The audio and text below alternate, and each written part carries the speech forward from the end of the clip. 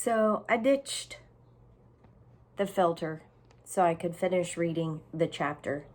I chose to leave the dogs barking and my daughter yelling in the background for the last video snippet because I thought it sounded kind of like being at the park. So anyway, I'm continuing. Let's see where we were. Kona walked over to speak to her. Perhaps if you pushed it, he suggested, as the squirrel began pulling at the tractor yet again. The squirrel opened her mouth. What? The tractor crashed. Oops, said Kona. Sorry. The little squirrel ran down to try once more. It's for my collection, she said to the dog. I haven't anything this big.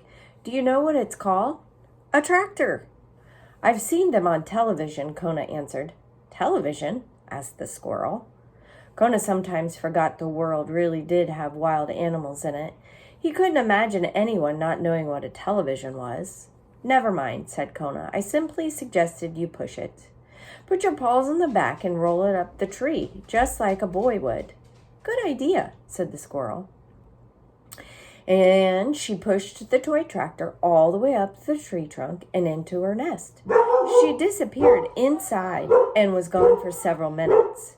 Kona started to walk away. I'm Stumpy. The squirrel's little red head popped out of her nest just as the dog was leaving. I'm Kona, said the Labrador, happily turning back.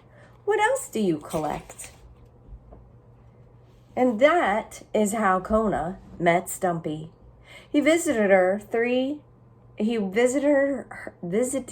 tree every time Professor Albert took a park bench nap, which was quite often. And from Stumpy, he heard tales of life in Gooseberry Park, which he reported back to Gwendolyn, who commented on them, as most elderly animals will. Leave it to a raccoon to make a mess of things. Oh, yes, indeed. Crows are quite the smart Alex. There's nothing like a young possum to warm your heart. Thank goodness for rabbits. These comments Kona took back to Stumpy, and in this way they all became friends. It was a fine life, a life just right for babies. Okay, that is the end of chapter 3. Parents who are watching, I have Central Perk t-shirt on. That makes me think of the show Friends. Maybe some of you kiddos might know Friends, but maybe not. Anyway, it was a show called Friends, and I thought that that was ironic that I was wearing my Friends t-shirt.